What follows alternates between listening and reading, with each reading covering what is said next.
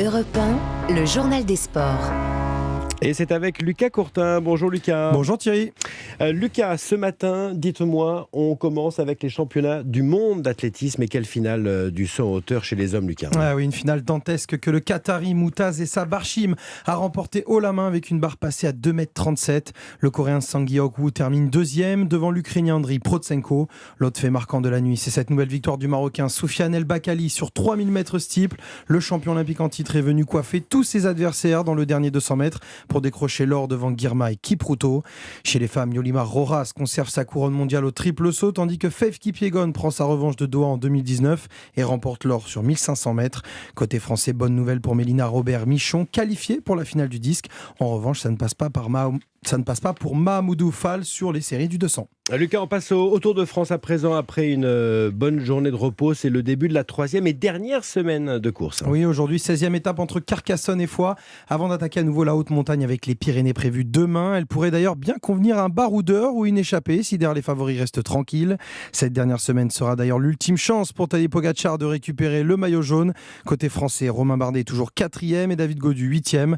Pour l'Auvergnat, le classement général est tout aussi important qu'une victoire d'étape. C'est plus dur de faire un classement général que de se relever certains jours et d'aller à fond pour la victoire d'étape. Une place dans le top 7, top 8 sur le Tour de France, je pense que c'est vraiment déprécié parce que les efforts à consentir pour y arriver, être à ce niveau-là, c'est immense. Et c'est pas un one-shot sur 21 étapes, c'est 21 étapes à fond. Romain Bardet au micro de Martin Lange pour Europe 1. Martin Lange qu'on retrouvera d'ailleurs bien sûr à 8h34 pour son journal du Tour. On enchaîne avec du football et l'Euro féminin. Match nul pour les Bleus ES face à l'Islande. Oui Thierry, malgré l'ouverture du score dès la première minute par Melvin Mallard, les Françaises se sont fait égaliser sur pénalty dans les toutes dernières minutes face à l'Islande. Mais rien d'alarmant pour la sélectionneuse de l'équipe de France, Corinne Diacre, qui était plutôt satisfaite du contenu après la rencontre.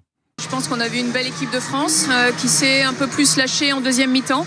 Je trouvais qu'on avait un visage un peu meilleur, surtout un petit peu plus de justesse technique en deuxième période. Les entrantes ont fait du bien. Je nous ai trouvé avec un petit peu plus de fraîcheur physique également. Très sincèrement, les filles ont répondu présentes, elles ont fait les efforts. Corinne Diacre au micro de nos confrères de Canal+. Alors maintenant, projection vers les quarts de finale, prévue samedi prochain face aux tenants du titre, les Pays-Bas. Et pour terminer ce journal des sports, Lucas, vous vouliez revenir sur l'incroyable performance de Maxime Piinfanti au championnat du monde d'escrime au Caire. Oui, le Français a réalisé hier un parcours héroïque en sortant au deuxième tour le numéro 1 mondial, le Coréen Jangwon Kim. En finale, face au triple champion olympique Aaron Zilagi, le jeune sabreur de 23 ans est passé tout proche de l'emporter. En garde. Prêt, allez.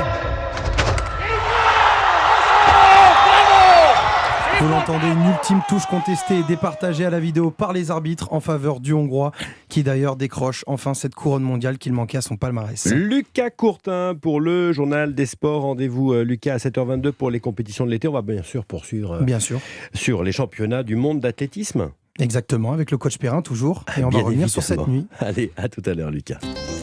Thierry Dagiral. Votre matinale info sur Europe 1.